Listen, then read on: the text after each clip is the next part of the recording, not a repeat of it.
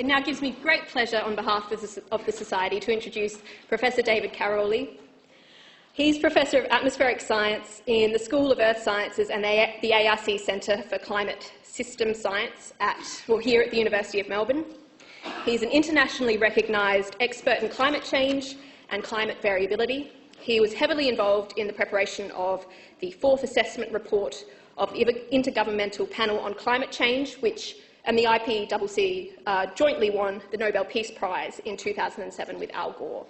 And they cited that report and the work of experts, including David, as being instrumental in that win.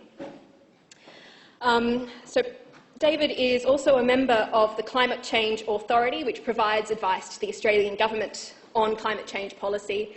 And I'm sure many of us hope that they listen to experts like David and heed his words. So without further ado, I will introduce David. Please join me in welcoming him.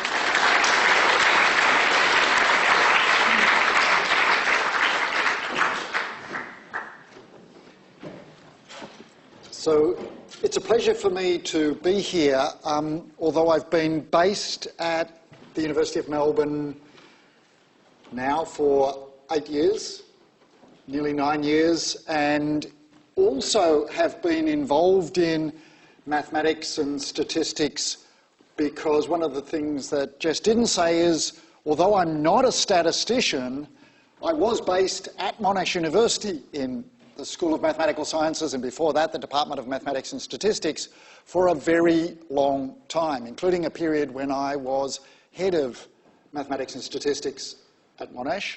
The only problem was I'm not a mathematician and I'm not a statistician. I'm an atmospheric scientist and a climate scientist, and what I'm going to do as a user of mathematical statistics is try to address this question of how can scientists, statisticians, mathematicians estimate what is the human contribution to observe climate change in a range of different aspects, or the natural contribution to human-caused climate change. And we use a method that uses fingerprints, or space-time patterns of change, and that's why there's a thumbprint rather than a fingerprint in the cloud. And I didn't make that picture, but it's a cloud that obviously is very weird and has been carefully adjusted by my friend Kevin Trenberth in the United States. So what I'm going to talk about is based on an enormous body of literature focused around understanding the causes of climate change as observed over the last 100 years. And primarily what I'm going to be basing it on is the body of literature that gets reviewed about every 6 or 7 years by these assessment reports by the Intergovernmental Panel on Climate Change. And I'm going to give a little bit of a history of that, but I'm also going to refer to material that I haven't primarily been involved in writing, but is based on my collaboration with a range of colleagues, including Gabby Hegel, who's at the University of Edinburgh, Ben Santa, who's in California, Peter Stott in the UK, Francis Weirs in Canada, and they've all been coordinating lead authors of the chapters on detection and attribution of climate change, the most recent one which had Nathan Bindoff from the University of Tasmania and Peter Stott from the UK involved. And what I'm going to do is talk about, if you like, some different perspectives and why we might want to quantify the contributions or causes of climate change, give a little bit of background and history on these methods, and then talk about specifically the statistical methods that are used to provide both quantitative estimates of the causes of large-scale changes in climate over the last 50 and 100 years, and the uncertainties in those estimates. And then I'm going to talk about quantification, not about mean changes or long-term changes. I'm going to talk about quantifications of the causes of individual extreme events and how we might be able to quantify that. So two different aspects of both quantification of causes and quantification of uncertainties using statistical methods. But let me give some background and the person on the left-hand slide in this side, on this cartoon, is not a real person. The fact that he's balding, aged, grey-haired, does not mean that that person is me. But it also isn't me that's on the right-hand side of this cartoon as well. That person is much younger than me. But the person on the left-hand side does represent a range of opinion, often written in a major national newspaper in Australia.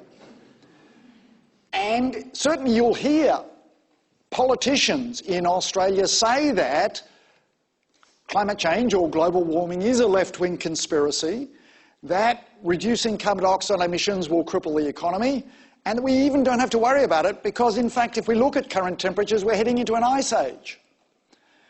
And although the person on the right-hand side isn't me, I'm going to provide you with evidence about how human activity may have or may not have caused recent observed global warming and quantify that.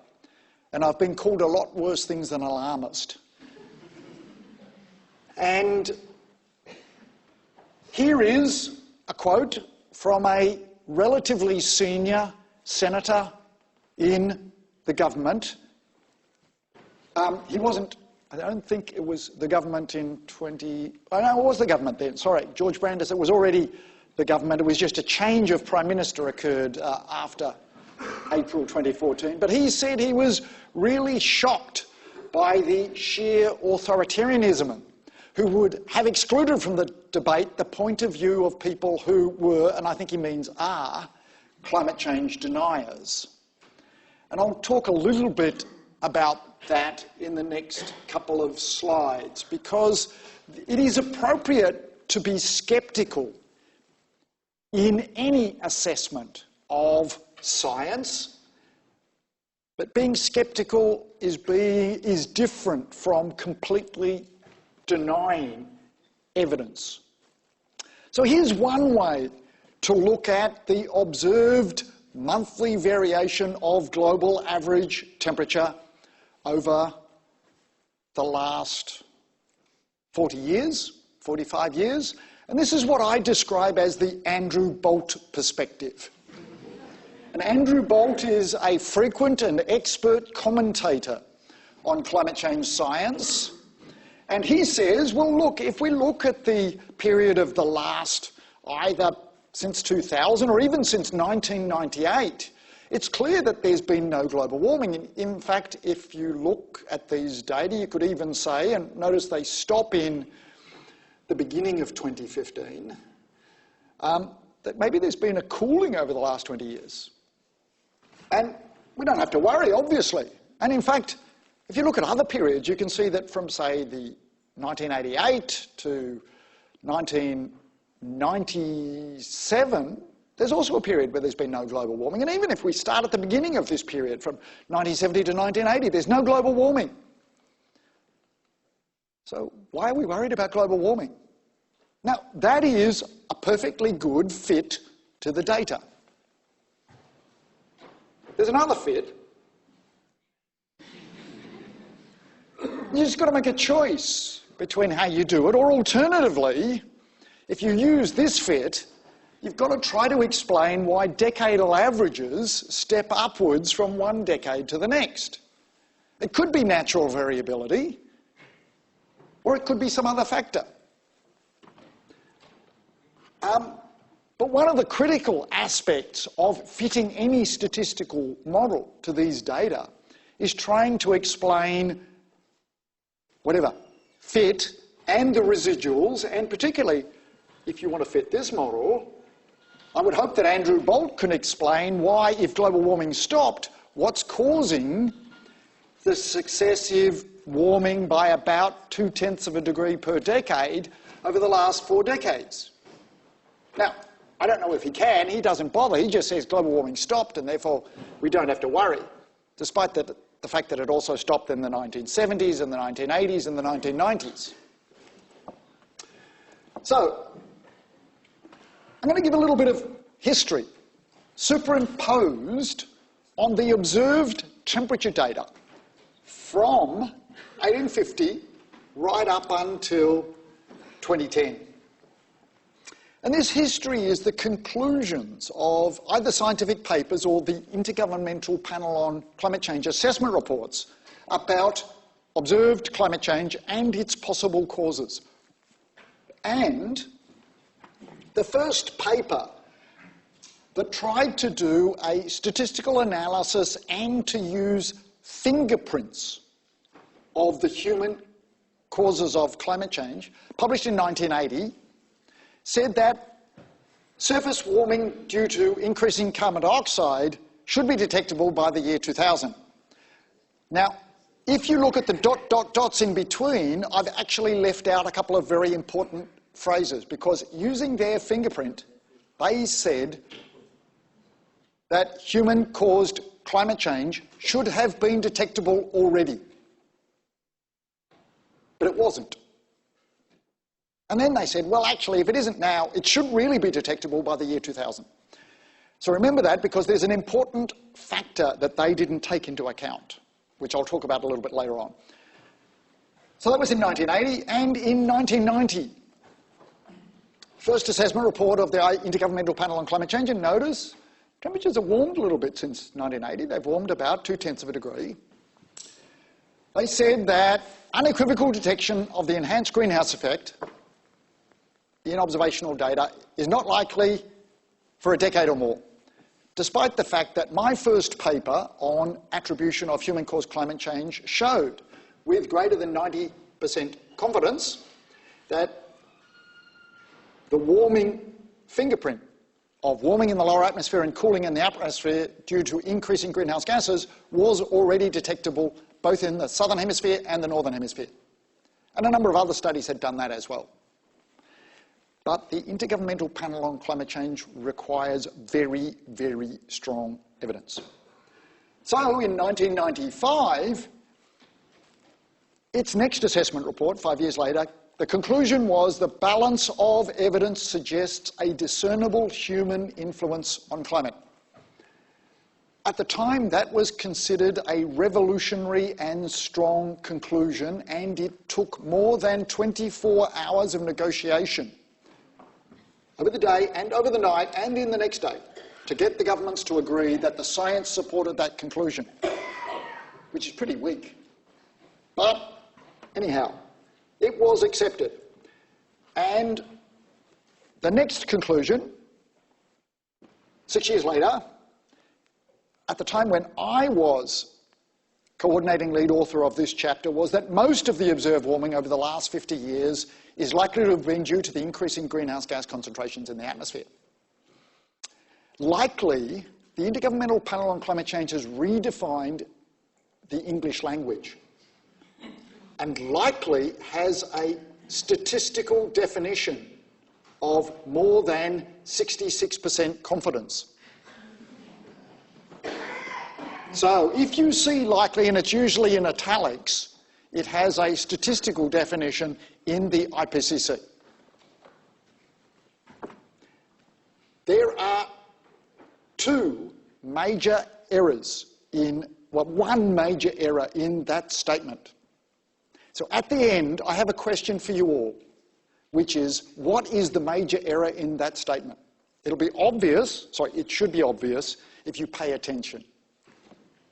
Next one. 6 years later again.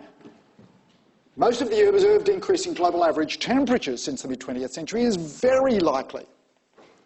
And very likely, notice it's in italics now, means more than 90% confidence. And 99% confidence is extremely likely. No, it's not. 99% confidence is virtually certain. Extremely likely is 95%. This is 90. So, I'm going to talk about mainly what led to the conclusions in the most recent IPCC assessment report and some more recent. But what we're using, or the methodology, is really what we would call quantitative attribution. And there are lots of ways, and this can be used over and over again in different areas. But the methodology has been specifically developed and used in this case. Attribution of climate change to specific causes. It's really a case of detection and then trying to understand the causes. And detection really is just a signal in noise problem. In fact, the whole of detection and attribution is a signal in noise question. And what we're going to do is use observational data and multiple lines of evidence to assess what might be the possible causes of any observed changes. But the first thing we have to do is to show that any observed changes are unlikely to be due to internal climate variability alone. The climate system is chaotic. We know that temperatures vary from month to month, from day to day, from year to year, and are very different in different regions of the globe. So the first thing to assess is what we're observing unlikely to just be due to internal climate variability? Then we have to also test, is it consistent with what we would expect as the estimated responses to a combination of known forcing factors, which could be increases in greenhouse gases, it could be changes in solar irradiance, changes in sunlight from the sun, could be changes in volcanic eruptions, it could be other factors. And we also have to test whether it's not consistent with alternative, physically plausible explanations of recent climate change. And remember, physically plausible. I was asked in an interview, live on ABC radio, if there were any causes we hadn't taken into account. And I said, well, it's possible that it could be aliens with invisible heaters that are causing global warming. But I think it's unlikely. I still think it's unlikely. And it's not physically plausible. But that made the Australian newspaper. Climate scientist says aliens not responsible for global warming. I think it's an accurate headline. So it's important because there are some people that propose physically implausible explanations. But it's hard to refute physically implausible explanations, either physically or statistically. And I can describe some of them later on, but not the aliens one. We've had enough of aliens. So, what do we mean? What we're going to do is try to look at causes of any significant observed changes. We're going to, first of all, because we can't just in observational data look at possible causes, we have to look at processes or mechanistic explanations for patterns of change. And the best way to do that is to use complex physical models, mathematical physical models of the climate system, because we just don't have a long enough period of observational data. And we're going to use these mathematical models and their responses to specified individual forcing factors, like changes in greenhouse gases or changes in sunlight from the sun or changes in volcanoes, to look at what are the fingerprints of the response to different forcing factors. And we're then going to try to look at how well these models agree, or these patterns agree. So the reason we do detection and attribution is not just to find the causes of significant changes, it allows us to test the performance of climate models in simulating the response to different forcing factors. Because if we can find them in the observations and we know greenhouse gases or solar irradiance has changed or volcanoes have changed, it allows us to test that. How well do the models represent those? And that gives us greater confidence in understanding what might be the future response the next time a massive volcanic eruption goes off, or if greenhouse gases continue to increase. The tricky part, though, is it is relatively easy, as Andrew Bolt has done frequently, to say, well, there's a lot of natural variability and the climate models don't simulate it. Well, actually, they do simulate the natural variability well, and I will show that. But you can pick variables in individual locations and say, when you average across 20 or 30 climate models, the average of the climate models doesn't show as much variability as the individual chaotic real world we experience. So we need to be careful, and if we want to detect a climate change signal, we need to pick a variable which has a high magnitude of climate change response relative to the internal noise. If we consider two variables, temperature and rainfall, if we just look at rainfall, it's got much greater variability relative to the signal projected by climate models in terms of changes in rainfall. Whereas temperature has a greater signal-to-noise ratio. So we need to, first of all, assess signal-to-noise ratios, understand what is the internal variability and understand what might be the climate change response, or the response to changes in solar irradiance, or the changes in volcanoes. The other thing we really need is high quality and long-term observational data. And that's always going to be a problem. We cannot get high quality, 1,000-year records of temperatures around the globe. We actually can't get high quality observational records for more than about 120 years, or 150 years in some regions. That means that if we want to assess the natural variability on 100-year timescales or 50-year timescales, we can't get that from observations. We have to get it from these physical climate model simulations. And we can either do it using long simulations without forcing to estimate the natural variability, or look at ensembles, multiple replicates of climate model simulations, just with changes in the initial conditions. We also need to try to make sure that we get a consistent response to the forcing in the different climate model simulations. And unfortunately for rainfall change, climate models don't simulate consistent responses in different parts of the world. They show, some climate models show increases in rainfall in Northern Australia, others show decreases in rainfall in Northern Australia. So we don't know what the fingerprint of rainfall change due to increasing greenhouse gases might be in Australia, except in Southern Australia. We also have to be able to separate the signals between different forcings. And we want to look at fingerprints that distinguish between the response to greenhouse gases and maybe the response to solar forcing or the response to volcanoes. So we want to have separable signals. And finally, having done all this, used climate models, we found long observational data sets, we then need statistical methods to both analyse the data for identifying signals to noise and enhancing signal to noise, and then identifying the signals. And those methods are just multiple linear regression. It's a very old and robust technique, appropriately tuned to make use of the best, the sorts of data sets we're looking at.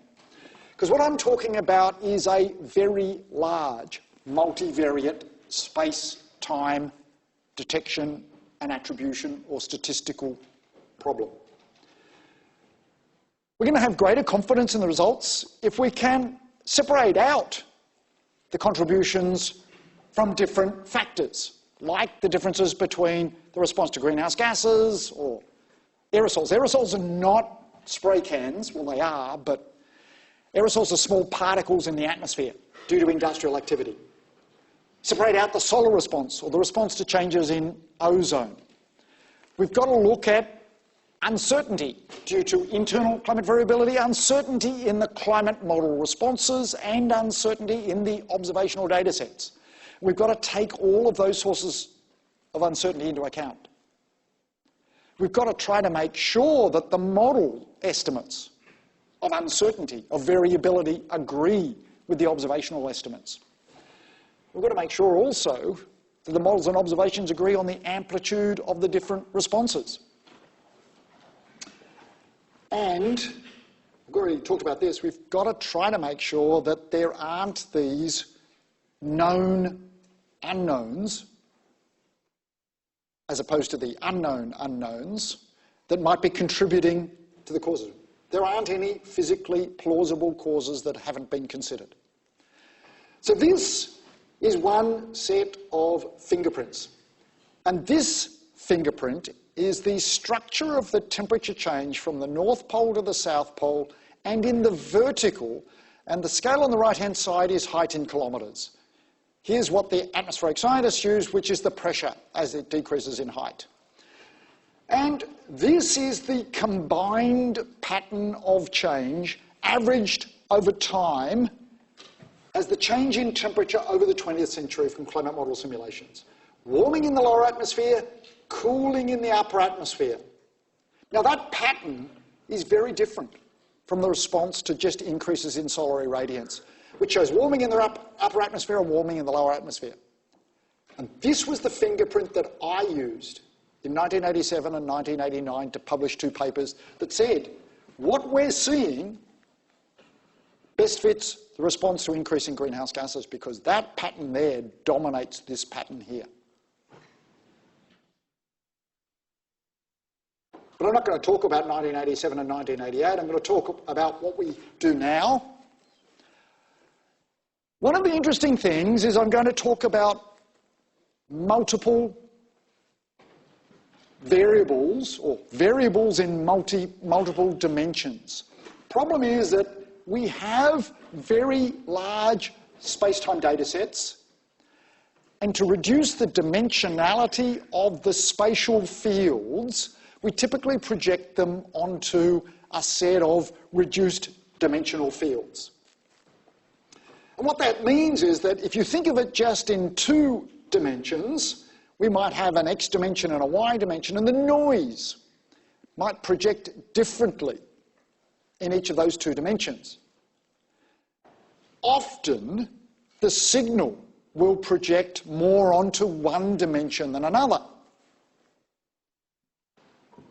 But we can decompose the signal into orthogonal components and optimize the ratio of the signal to noise by rotating the signal so it maximizes the signal to noise in this 2-dimensional space. Now, in practice, we're going to be doing it in the dimensionality of the spatial fields that we're using. And it's an optimal fingerprint approach by rotating the signal away from the direction of the maximum noise. And it's relatively straightforward. It's just a simple optimization and noise based on the noise vector. But it helps to enhance the signal to noise or minimize the noise contributions. Now I'm going to skip away from the methods a little bit. I'll come back to it and just show what the simplest representation of what has happened.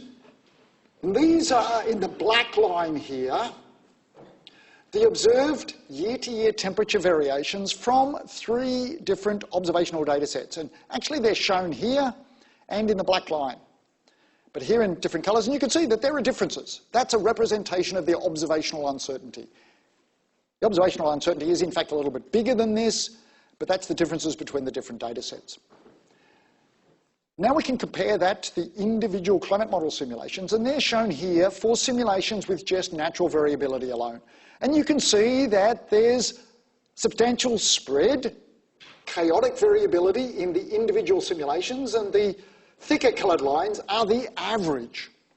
There are more than 30 different climate model simulations shown in the spaghetti here. And these are the averages. And the remarkable thing is that, for reasons that I will quickly explain, there are simultaneous dips here in the model simulation and in the observations, here in 1991 and here in 1982, and actually way back here in 1903. And those are associated with massive volcanic eruptions. Santa Maria in 1903, Pinatubo in 1903, Pinatubo in 1991, El Chichon in Mexico in 1982, not Mount St. Helens. The Americans will tell you what was Mount St. Helens. No, it was a Mexican volcano, and Donald Trump won't be happy. You can also see it was true in 1963. Temperatures fell, 63, that was Agung in Indonesia. So the models are showing a significant cooling in the 1 year or 2 year temperature response, exactly consistent with the observations. That's a good test. But if we look at what's happened over the last 50 years, there's a significant warming in the observations that isn't represented, is outside the range of the natural variability. But that doesn't really give you a quantitative estimate. But when we run the climate model simulations, including the natural variability and human contributions to the climate, increasing greenhouse gases and increasing aerosols, you get a remarkably good agreement between the observations and the climate model simulations. In fact, it's probably too good in this period.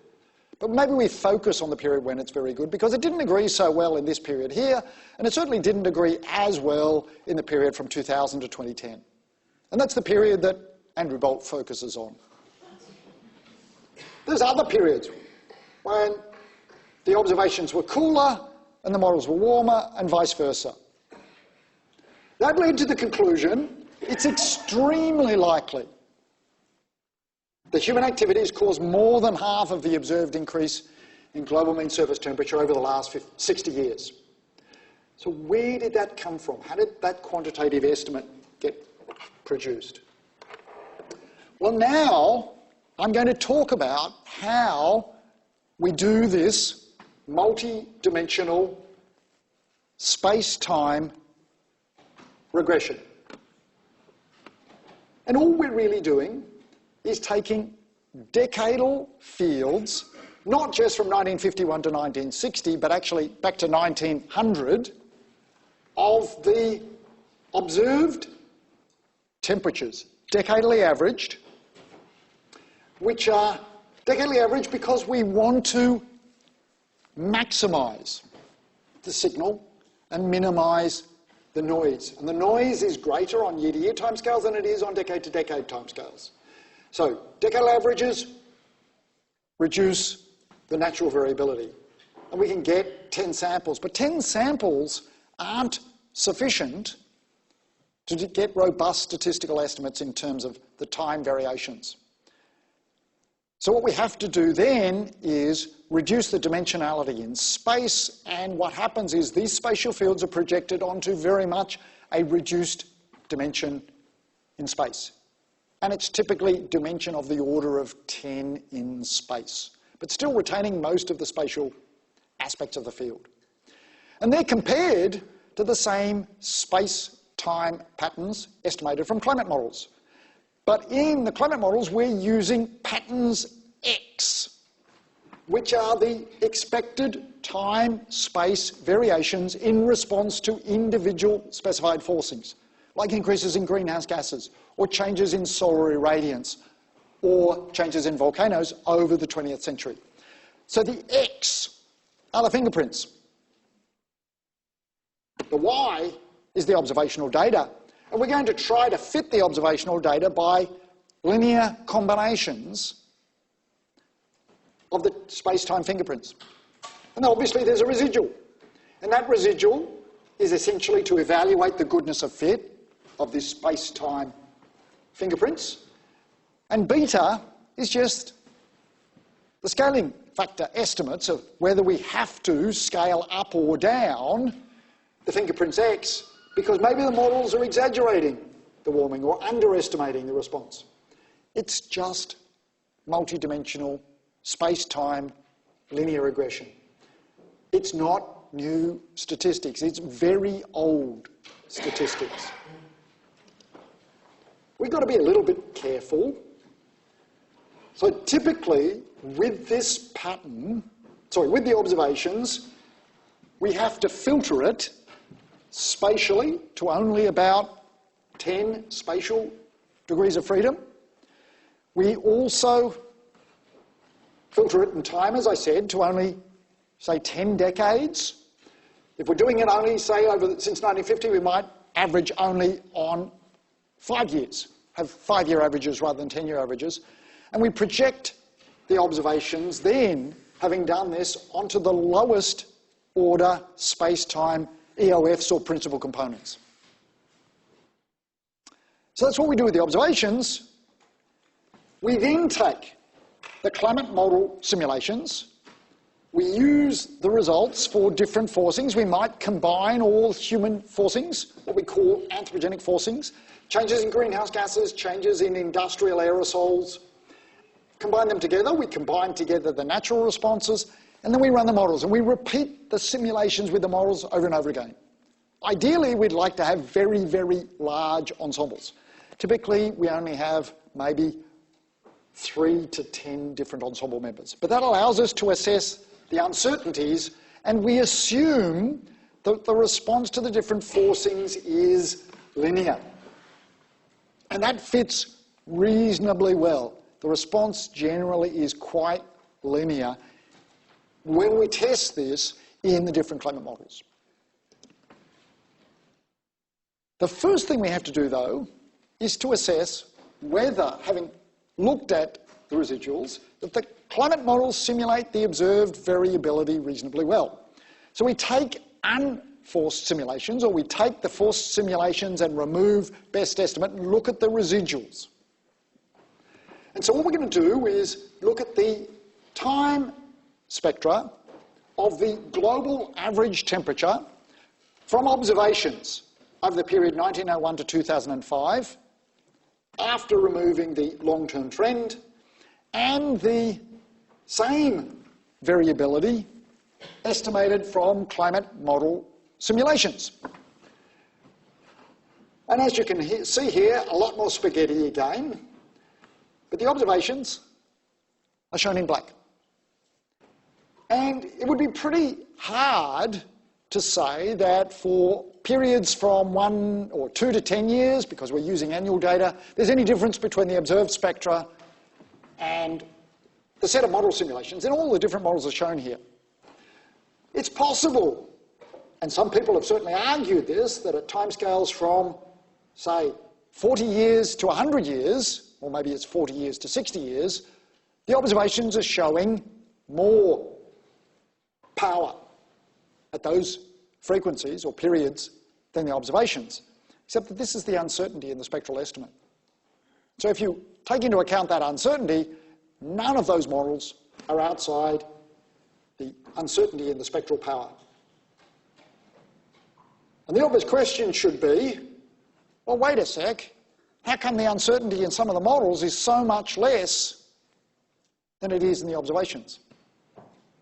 And that's because in the real world, we only have one real world, one replicate, one set of observational data from 1901 to 2005. Whereas if we rerun these climate model simulations with different initial conditions, we get replicates.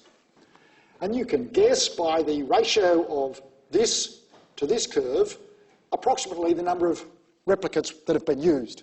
And it's typically 3 or 5 or 7, and that's reduced the spectral power estimates, or the uncertainty in the spectral power estimates, because you've got multiple realizations. Well, then what do? Well, we use, having shown that the models are doing a reasonable job of simulating the variability, we've got to go and estimate the scaling factors for the different forcings, and we can then project that back onto the observed temperatures. So let's look at the scaling factors. Well, the first thing we want to have confidence in the scaling factors, those beta parameters, is that the scalings are different from 0. Because if they're consistent with 0, it means that that factor may not be contributing anything to the observed change. Then, ideally, if the models are in good agreement with the observations, you would want a scaling factor to be consistent with 1. In the uncertainty range for the estimate of the scaling factor, you want that to include 1. Otherwise, the model might be overestimating or underestimating the forced response in the observational data. So let's look. Now, I'm going to pick this model, which comes from Norway, and compare it to this model, which comes from the UK. Now, each of these different symbols, the square and the triangle, or the square and the triangle and diamond, represents a completely independent study using the same model output and slightly different methods and slightly different statistics. Turns out that for the UK, this is the response to the increase in greenhouse gases in green, and there's sort of a, well, I guess that's a sort of yellowy colour. I have no idea what it looks like above my head. Notice that the estimated scaling response says that the scaling factor for the, whoops, I've got to get it right, the other anthropogenic is to reduce the other anthropogenic forcing factors in this model. The model is estimating too big a response to what are other anthropogenic, and other anthropogenic mainly means aerosols. So what does that mean over here? There are 3 different studies, and the aerosols are cooling the climate system. And this is after estimating that. In this case, it could be consistent with 0. It also could be consistent with 1. Lots of uncertainty. For the greenhouse gas and forced response, it's consistent with 1, and the contribution is greater than the observed warming, because the observed warming here is the dashed line. If we just had added greenhouse gases to the climate system, we would have expected to see more warming than observed. But in addition to human activity adding greenhouse gases, we've also added these industrial aerosols, urban haze, industrial haze, which reflects sunlight back out to space and cools the climate system. And you can see that, 3 different estimates, but it's quite uncertain. And finally, we have natural variability. And the natural variability estimates suggest that the model is maybe overestimating the natural variability response. And when we use these scaling factors with the model estimated response, we get that combined contribution to the 1951 to 2010 trend for the response to solid forcing and volcanoes. It's non-zero, just. We can do the same thing when we look at the multi-model response, or if in this model the uncertainties are much, much bigger for the natural variability and for the anthropogenic contributions. When we combine the responses across all the different models, we get this multi-model fingerprint and the multi-model analysis, and you get much more confident solutions. So how does that allow us then to quantify the different contributions? Well, there's the observed warming in global average temperature in the period from 1951 to 2010. Here's the estimated contribution from greenhouse gases, and the best estimate is larger than the observed estimate, and is actually quite uncertain. The other anthropogenic is a cooling influence. Exactly what you'd expect from aerosols in the atmosphere. It's also quite uncertain. And the reason for the uncertainties is that the space-time pattern for the fingerprint of the response to greenhouse gases is not orthogonal, not easily separable from the pattern of the aerosols.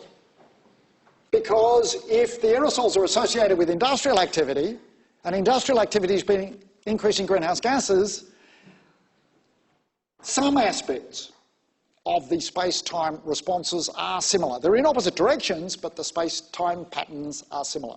So they're not as separable as the net anthropogenic contribution, which has less smaller uncertainties. There are estimates of the natural, and the net natural is small. So look at this net anthropogenic. Look at the conclusion. It is extremely likely, greater than 95%, that human activities have caused more than half the observed warming. Well, half the observed warming is roughly there. And that's a 5 to 95% confidence interval. That looks like the 5 to 95% confidence interval is way outside half the observed warming. The IPCC tends to be very, very conservative. Scientists tend to be very conservative. And they're worried about known unknowns. Maybe the models are wrong, all of them. Maybe they've grossly overestimated the forcing. Maybe the lack of orthogonality between the greenhouse gases and the other anthropogenic aerosols has caused problems. Now, all of those have been tested and they've been shown to be not valid, but still, the IPCC came up with a conclusion which, based just on this evidence, would have led to a 99.9% confidence that human activities have caused more than half of the observed increase in global average temperatures, but they downgraded it to allow for known unknowns and unknown unknowns. I don't usually quote Donald Rumsfeld, but he seems to be very appropriate. So I'm going to spend the last 10 minutes, well, the last 5 minutes, talking about extreme events, and then we're going to have time for plenty of questions. So the first part is, well, I've shown you how we might be able to quantify and have been able to quantify what might be the human-caused contribution to mean changes in temperature. But actually, it's not the mean changes in temperature that affect people or infrastructure or ecosystems. It's extreme events. It's record high temperatures, or it's flash floods, or it's bushfires, or it's frosts. And our former Prime Minister in 2014 quite wisely said that when I get asked, or when he gets asked, can we say whether this extreme event, bushfires in New South Wales in 2013, or record high temperatures, is due to climate change or due to natural climate variability, he says, well, wait a sec, we've got to be careful. We have to be careful about attributing any weather event to man-made climate change. In practice, whatever is happening might be a combination of natural variability and climate change. It's not going to be one or the other. That's silly.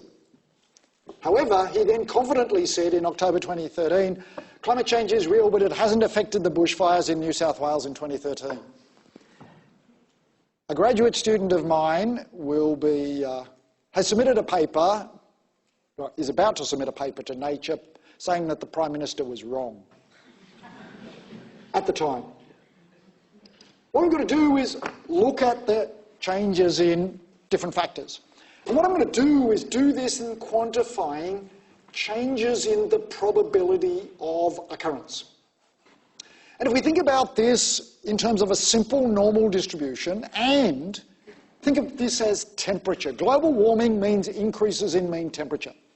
And if this is not the distribution of daily average temperatures, but it could be the distribution of global average temperatures, it could be the distribution of average temperatures, say in Melbourne, on an annual basis, because they become more normal from the central limit theorem as you average over longer and longer time. But if there is global warming, then that's going to shift the distribution to the right and lead to more hot weather and more record hot weather. So what we can do, if this was the previous record or even some threshold, we can look at what are the chances of exceeding that previous record due to natural variability or due to human-caused climate change. So I'm going to look at climate model simulations, because we, again, don't often have enough observational data to do this. Use climate models to simulate the events that we're looking at. And first of all, we have to make sure that climate models do a good job of simulating these events. And then we're going to look at the probability, the likelihood of exceeding a threshold, which might be some previous record, due to current climate conditions or due to a world. We're going to use simulations of a counterfactual world in which there was no human-caused climate change, just natural variability. And run them over and over again. The same sorts of models that we used for looking at long-term trends, we're now going to look at individual years or months. We're going to look at the change in likelihood. We're going to look at the ratio of the probability, where P0 is the chance of exceeding the probability under this counterfactual climate, in the control climate, compared with the probability. And this is called the fraction of attributable risk. And it's just the same fraction of attributable risks that gets used in medical epidemiology to assess factors causing cancer, particularly lung cancer and smoking. Now, one of the best known climate change deniers is also a chain smoker. And he says there is no link between smoking and lung cancer because he's smoked all his life and he hasn't died from lung cancer. Obviously robust statistics of 1. We don't use that approach, but we do use fractionable attributable risk. Now, there was a very, very recent, 3 months ago, review of this science of the attribution of extreme weather events in the context of climate change by the US National Academy of Science. And this report said that to do this sort of analysis, you need to choose, or you'll have higher confidence if we understand the effect of climate change on the event, and warming of the climate system should mean more hot extremes. And so it's easy to do that, and confidence in the capabilities of linking the events to anthropogenic climate change. And again, the models should be able to simulate that. So I'm going to look at extreme heat events. I'm not going to look at bushfires. Not now. It's too complicated, but that's what my graduate student has done. And if you're interested, you can go to his talk tomorrow at lunchtime in the School of Earth Sciences at 1 o'clock. Most of the people in the audience will have been in Australia in the summer of 2013, well, 2012, 2013. It was coined the angry summer because it was the record hottest temperature in that summer in Australia. And there were lots of records set. The record hottest day in Sydney, the record hottest temperature for Australia as a whole for one day, record hottest string of days above 39 Celsius across Australia, lots and lots of records. This is not my diagram. It comes from an organisation formerly known as the Climate Commission, but it was closed down by the federal government. You have to ask the federal government why they closed it down. This is the temperatures up to 2013 in summer, and this is the 2012-2013 temperatures. It was a record. There is an increasing trend, but there's a lot of year-to-year variability. So what I'm going to do is show you the results of a whole set of simulations of summers in different climate models. We're going to use climate model simulations for the period from 1850 to 2005. We're also going to use climate model simulations more or less up to the present, a little bit into the future, because we want to pick a period centred on 2012-2013, and that is the period from 2006 to 2020. And that is using climate model simulations that also include estimated changes right up to 2020. We're also going to use climate model simulations for the historical period that just have included the natural variability that I talked about before. Multiple realizations of each of these models, 9 models, 32 simulations for the historical natural period, 19 simulations for this sort of current climate period. But the first thing, remember, we've got to compare the observations and the distribution to the modern period. To the model simulated for the period 1911 to 2005, and those agree. There is no significant difference. They statistically agree, those distributions. Here's the temperatures in 2013, right in the tail of the observational distribution. We're not going to ask what was the chance of getting the temperature of 2013. We're going to ask what was the chances of breaking the previous record, which was set in the summer of 1998. That's much more robust statistics looking at the probability of breaking that record. So we're going to compare this part of the distribution, greater than the threshold, and assess that with and without human-caused climate change. I'm going to skip this one. 1998 was an El Niño year. El Niño years are associated with hotter than average summer temperatures across Australia.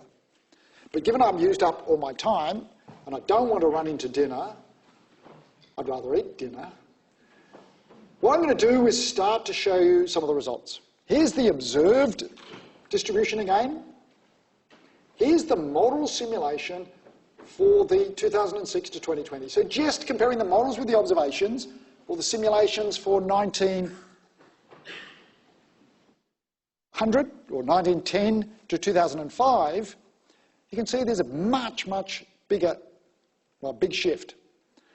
And in practice, all you've got to do is compare that area to this area. Now what we do is come up with a conclusion that we have greater than 90% confidence that the increase in this area is more than 5. Now, if you look at it by eye, it's actually more than 10. Best estimate is more than 10. But this result includes results from more than 9 different climate models. So we bootstrap those and looking at different combinations of climate models, and we get uncertainties. And then we say, well, if we look at the 10th percentile, we have a greater than 90% chance of at least 5 times increase in summer temperatures greater than the 1998 record due to human-caused climate change. So yes, we can quantify the increase in likelihood. So let me finish up now. Statistical analysis and these sorts of detection attribution studies have allowed us to quantify what is the human-caused contribution to large-scale changes in mean temperature. And they show that it is extremely likely that human activity has been the dominant cause of global warming. We can also look at other variables, like changes in the ice extent in the Arctic or changes in the pressure patterns, and shows significant anthropogenic climate change. We can't, or it's very difficult to do that for changes in rainfall. It's been done in some regions, but not in others. We have limitations of what can be done in terms of attribution. Not every change can be linked to human-caused climate change. Natural variability is still very important, particularly at small scales and for some variables. But when we look at extreme events, we can also show that for recent extreme events at seasonal and monthly timescales and even at daily timescales, we can also show that human-caused climate change is already significantly increasing the risk of record extreme events. Despite what the Prime Minister said, saying we couldn't link climate change to extreme events, yes, we can, for certain cases. So thank you.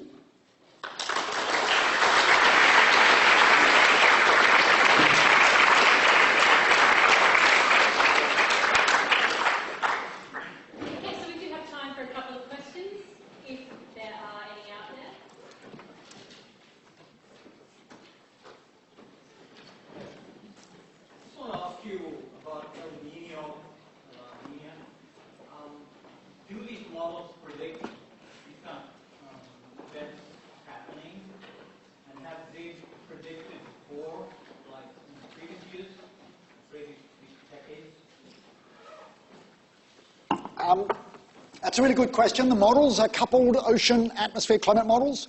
They simulate El Niño and La Niña events, and they simulate the responses to El Niño and La Niña events. They simulate roughly the right amplitudes. When you say predict, the ocean atmosphere variability is chaotic, and so the lead time for successful, skillful prediction is typically only 6 months to 12 months, given initial conditions.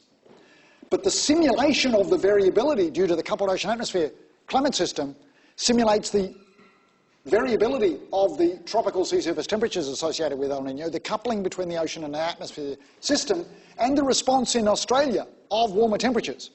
So this is the picture. I didn't pay you to ask that question. Shows the observed shift in temperatures. This is the sea surface temperature in the Pacific. This is the observed summertime temperatures in Australia. When an El Nino associated with warmer temperatures in the Pacific is occurring, you get hotter temperatures. And this is the shift in the model simulated distributions. Warmer distributions and a higher risk of high extremes in El Ninos than in neutral or La Nina phases. So the models simulate the variability and the response in Australia quite well. But the prediction in the models is still 6 months to 12 months lead time.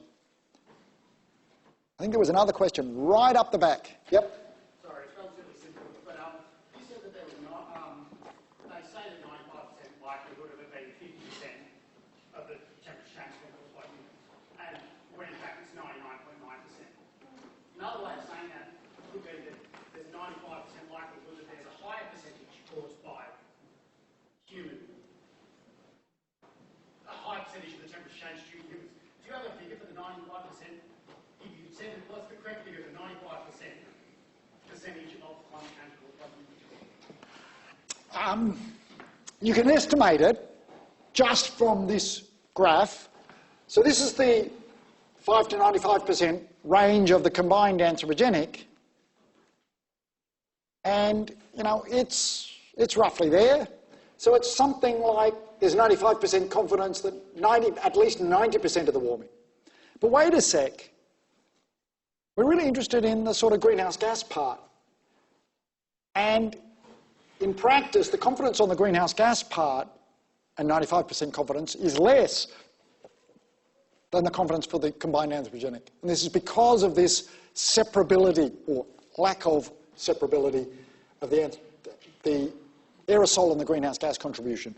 But the answer to your part would be anthropogenic, it's about 95% confidence of about 90%. Eyeballing it.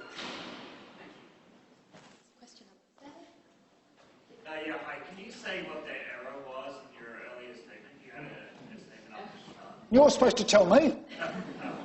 So, tell me, what was the error? Well, I'll ask someone else. Yeah, I come back to the statement, and then you can look at it. No, it wasn't most. They've all said most.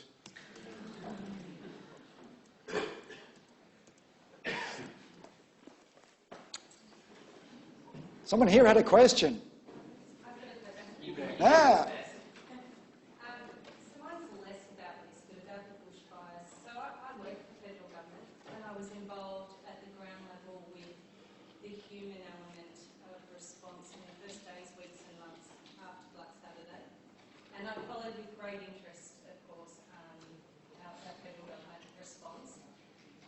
And I'm very interested in the study that's been done about bushfires and won't be able to make it tomorrow. Yep.